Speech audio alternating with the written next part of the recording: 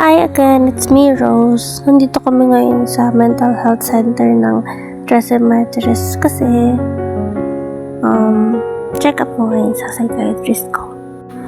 Nag-iintay pa lang kami dito ng hanggang mag-alas 7 kasi syempre kailangan pa din naman hintayin yung mga doctors and staff. Since hindi pa kami nakakapag-breakfast, dito na rin kami kumain ni ate. Sobrang lucky ko kasi may ate ako na nag-aasikaso sa akin kahit alam kong may pasok siya sa school para magturo ng mga students, pero sinasama niya pa rin ako.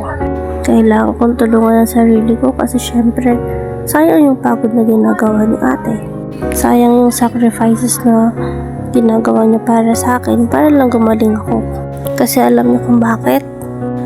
Mahirap tabanan yung sarili mong isip lalo na pag may mga bagay ka na hindi mo naiintindihan at parang pupatok na yung utak mo kakaisip.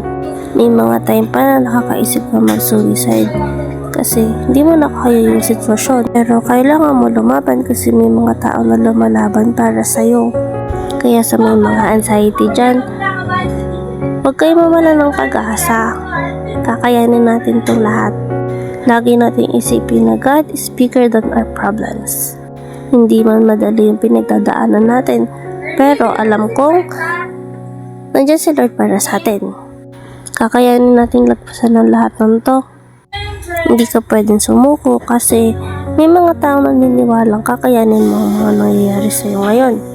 O kung wala man, pwede mo sabihin kay Lord lahat ng nararamdaman mo. For sure, magagaan yun. Nothing is impossible to God. Nakagalit ng pangako ng doktor ko kasi 1 month akong hindi uminom. At nagsisi naman ako na hindi ako uminom kasi syempre inatake ako ng malala nung nakaraan. Kaya kayo makulit.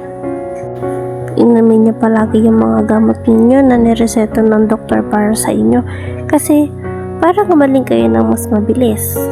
Ako almost 9 months na akong nagpapagamot dito sa mental health center ng Trece. Buti na lang at libre yung bigay nila ng mga gamot at saka ng check-up. Malaking tulong to para sa mga Pilipino na nakakaranas ng mental health problems. At karamihan dito mga kabataan yung nagkakaroon ng ganitong problema. Akala kasi nila wala nakakaintindi sa kanila. At yun yung naramdaman ko before. Sabi nga ni John Green, there is hope even when your brain tells you there isn't. Palagi mo lang isipin na you are stronger than your struggles. Kaya fighting lang, okay? God bless everyone! Bye!